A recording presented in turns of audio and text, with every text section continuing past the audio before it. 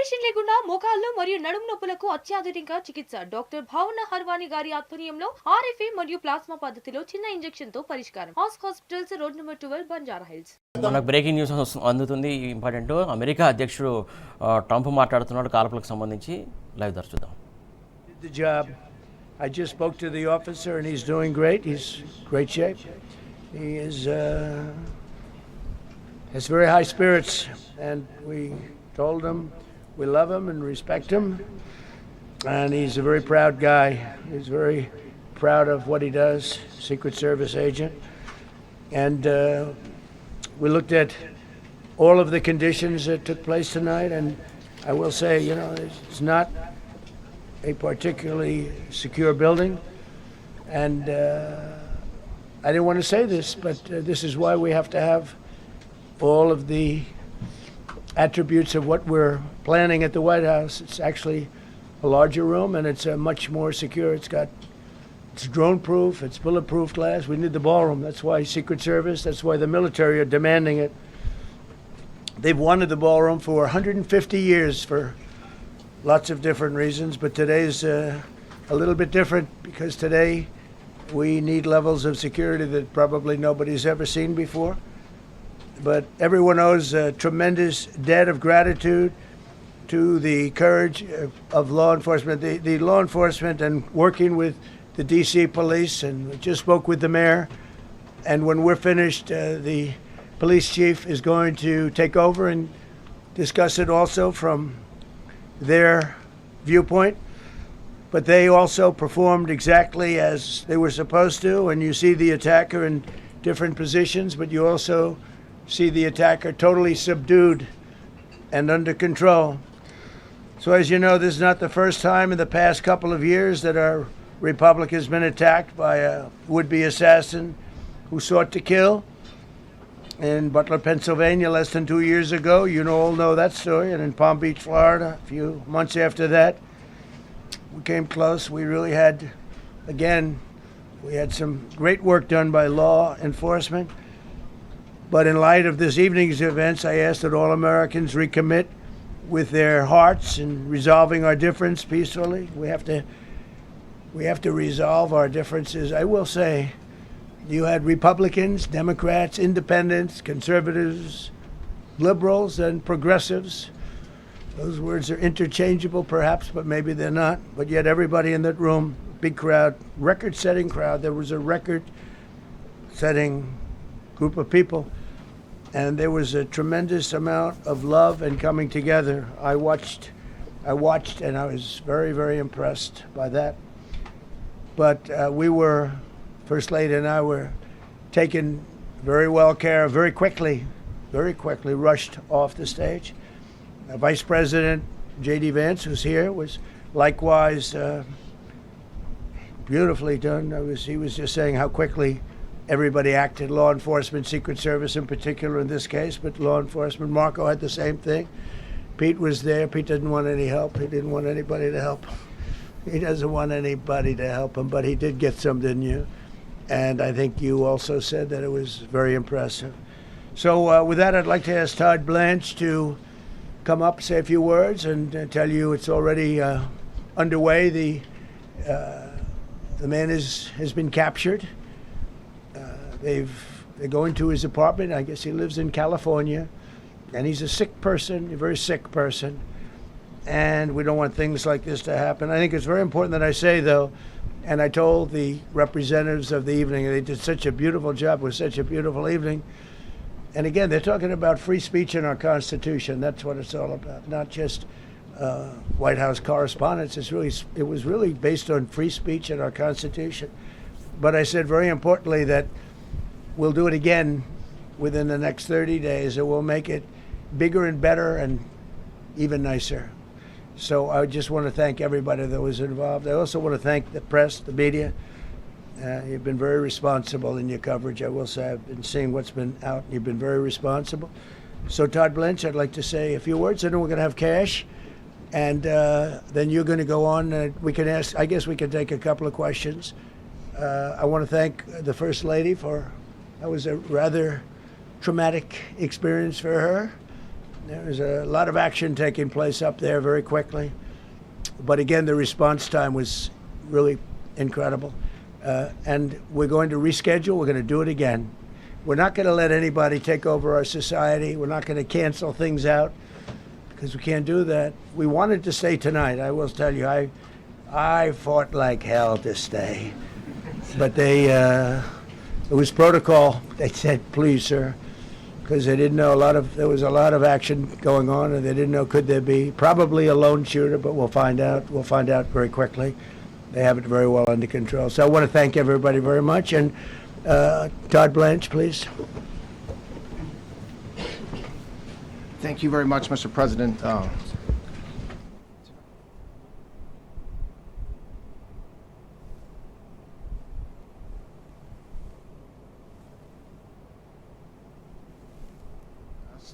Because you saw law enforcement do exactly what they're supposed to do.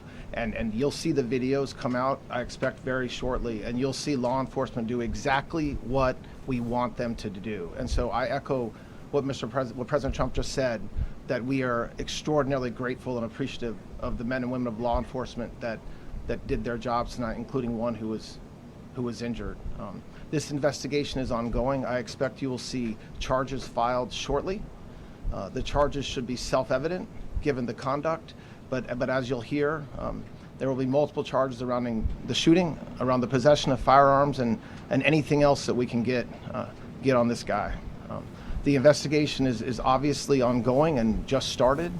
There's federal law enforcement already working on search warrants and doing their job, and I don't want to get ahead of them and don't want to get ahead of the work that they're doing even as we speak.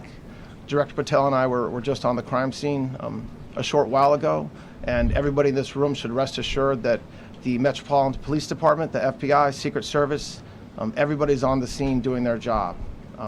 I know that the police chief is going to give an update from the scene as soon as we're finished here, and I obviously will lead the details of what they have learned to him. But in the meantime, I just want to thank everybody in this room for the courage. And I want to thank President Trump for his words, and I promise you, justice will be served.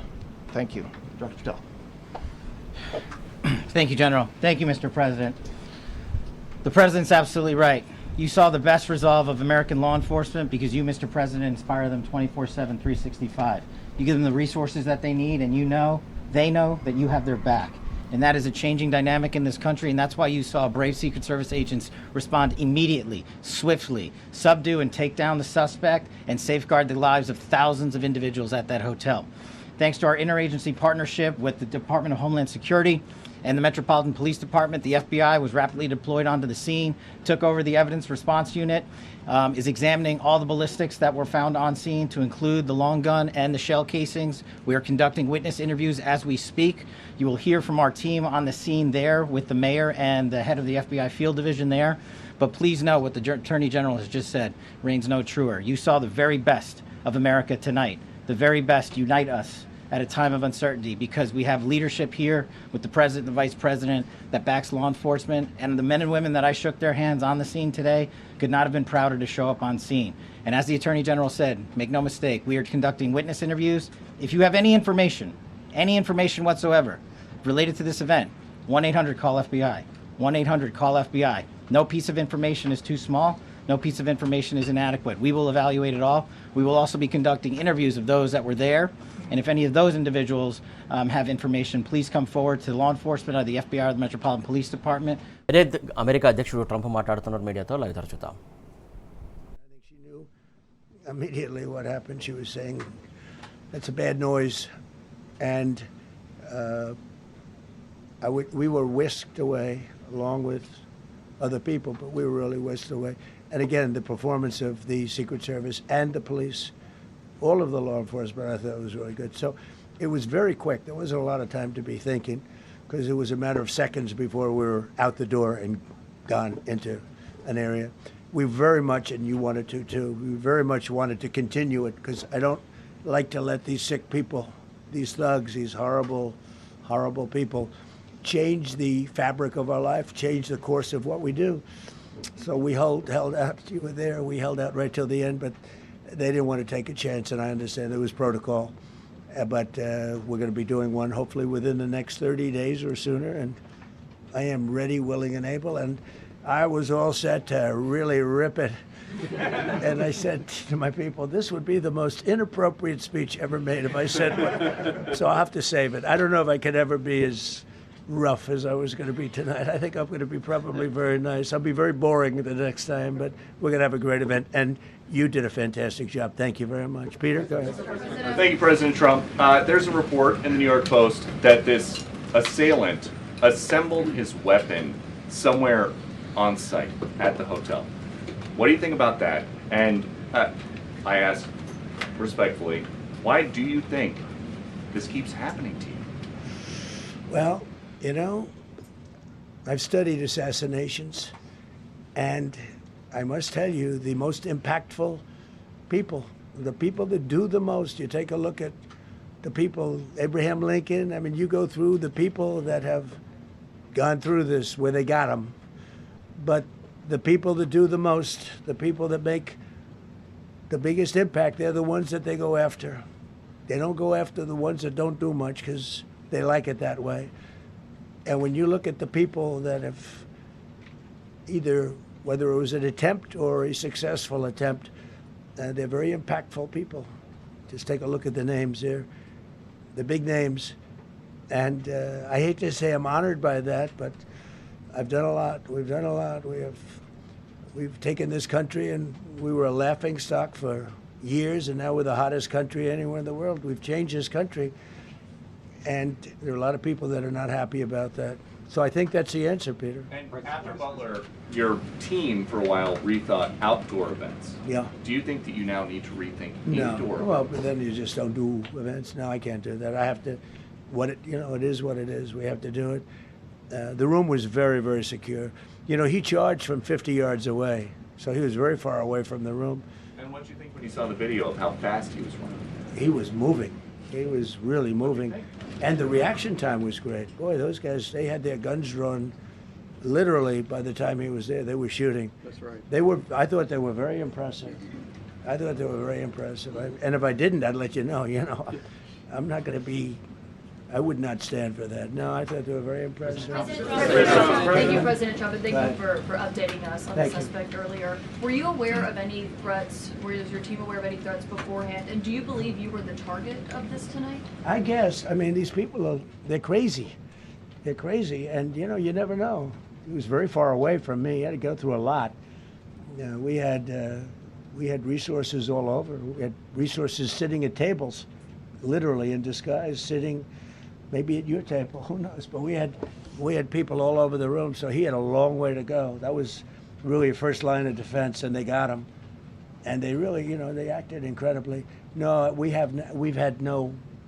there was no notification. We had no idea. Go ahead, Do you know Kevin. any political motivations from this? Well, you never know. Now, we'll be able to tell you that maybe by tomorrow or the next day. He's in custody, and they're asking him a lot of questions. I guess they're going over that we all know about. Somebody should have been up there. But even Butler, we had our sniper on our side within 4.2 seconds from a distance of about 400 yards, one shot, and he was gone. And if he didn't do it, now, he's David. His name was David. I say, hello, David, every time I see him. David, I like you very much, David. But think of that. Now, if he doesn't hit him, and he hit him right between the eyes from 400 yards without any notice, nobody knew. He heard a sound. He looked over, and there was actually a tree that was somewhat in his way. You know the story very well. And he aimed, he fired, and if he didn't do that, beyond me, you would have had a lot more people killed. We lost one great person and two people very badly hurt. They're okay now. But no, that was, so in a sense, that was pretty amazing, the job they did. But they did have that one weak spot. As you know, they should have had that covered. Tonight they had everything covered very quickly. And he was fast. He was running full blast, and they got him before they got any further. I was very far away. He hadn't anywhere close to breach the doors of the ballroom. The ballroom was sealed, and everybody in there. That's why once those doors opened, they didn't want to do tonight. If the doors weren't opened, we could have probably done it tonight, but I think we're much better off rescheduling. Yeah, please. Mr. President, for you and perhaps law enforcement as well, what is the level of confidence that this was a lone actor, and has the suspect made any statements to police while in custody? Yeah, I think it's just it's not my profession. We have great professionals up here and outside that have been working with us.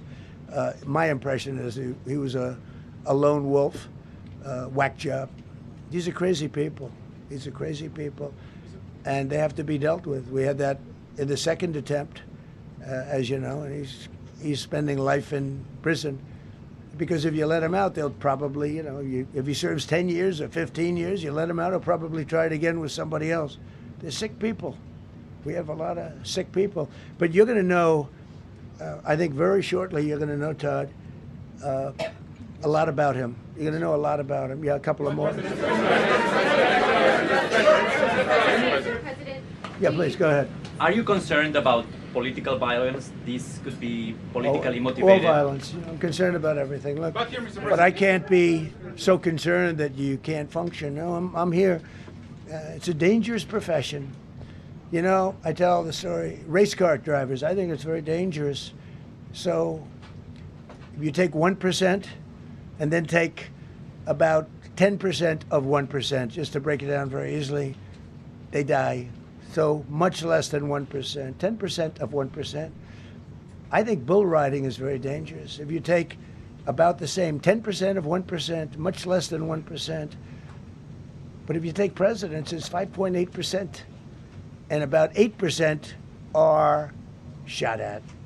So nobody told me this was such a dangerous profession. If Marco would have told me, maybe I wouldn't have run. Maybe I would have said, I'll take a pass. No, it's a dangerous profession, but I don't view it that way. Look, I'm here to do a job. As part of the job, it is a dangerous. I can't imagine that there's any profession that's more dangerous. But I love the country, and I'm very proud. I'm very proud of the job we've done. You see what's happened. We have a great country. We've got, I think, the most successful, the hottest country anywhere in the world. This happened over a period of just a year, and we're going to do great things. But with that come risks. There's no question about it. Yeah. To that end, I mean, there's been so much political violence, not just aimed at yourself, but at other members of Congress, state house speakers, you name it. Is that just the cost of doing business to do politics in America anymore? Yeah, well, what does that say about our country? Too. We're not the only country. You look at this great violence with all countries. I was talking to somebody from another country today, and they have numerous assassinations of political figures all over the world. You look at South America, it's like some of the numbers are just horrific. It's dangerous. It's dangerous stuff, whether it's here or someplace else. No country is immune. No country. Good question. Is it possible to turn that temperature down at this point?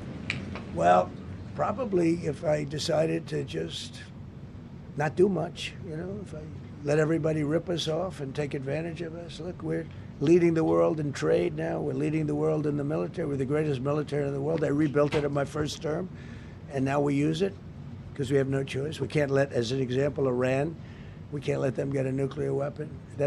Everything will be peanuts compared to that if they ever were given a nuclear weapon, and they'd use it too.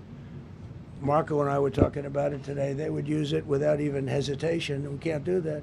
It was a shame. I said, oh boy, look at the numbers. We just broke 50,000 in the Dow. We just broke 7,000 in the S&P.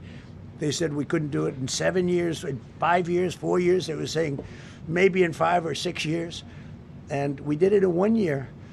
And I called everybody together. I called all of these people and others, and I said, we have to take a little journey. I hate to do this. We just had the great number. We just broke 50,000. Wasn't supposed to happen during my term.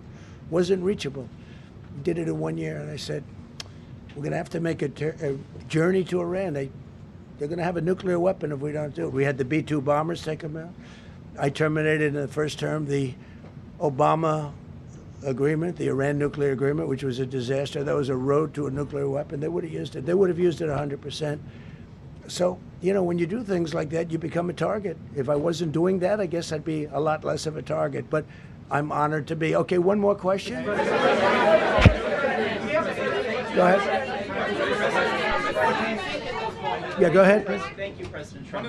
Thank you, President Trump. Do you know how the gun was brought into the hotel? And also, how does this event impact you as the leader of our country? Do you think it will change your I leadership? like not to think about it. I lead a pretty normal life, considering it's a dangerous life. I think I handle it as well as it can be handled. I think a lot of other people, you read stories where they become basket cases. To be honest with you, I'm not a basket case. I really take it as it is. I do it for the country. I'm not doing it for any other reason. I have a first lady who's doing a terrific job. She loves the country, and she recognizes it better than anybody. She's told me numerous times. She said, "You are in a dangerous job," but that goes along with her too. I mean, it's dangerous for her too. We sat there tonight. We heard that noise, and it was either a tray or a bullet. I was hoping it was a tray, but it wasn't. And again, we had some very brave people doing a great job, so we're very proud of them and happy with them. I just want to thank everybody. They will be able to give you all that information as to the names and everything else. I think we released the names already. Most of you would have it, but his name. We appreciate it. I see so many tuxedos and beautiful dresses. It was a little different evening than we thought, but we're going to do it again, and we have a great chairman who we're so proud of, and we have to make it better. We'll make it safer, I guess, right? But we're going to make it even better. Okay, thank you very much. Thank you. You talked about how impactful this was. Can we hear from her about? Well, honey, would you want to say something? Okay. Huh? Right. Millions of people across the globe, in fact, are watching you. You demonstrated courageous leadership, and thank God you're alive. All of us are alive today. What is the message that you want to give to the world that this should change? What corrective measures can we take from here on? So.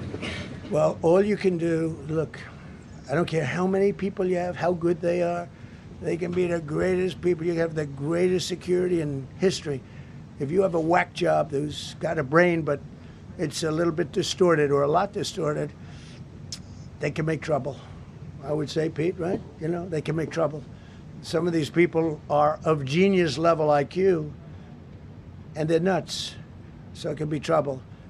So you do absolutely the best. You get the best. We have the best people. Well, look, it was proven tonight. He started running from 50 yards, and he was fast. He was like a blur on tape.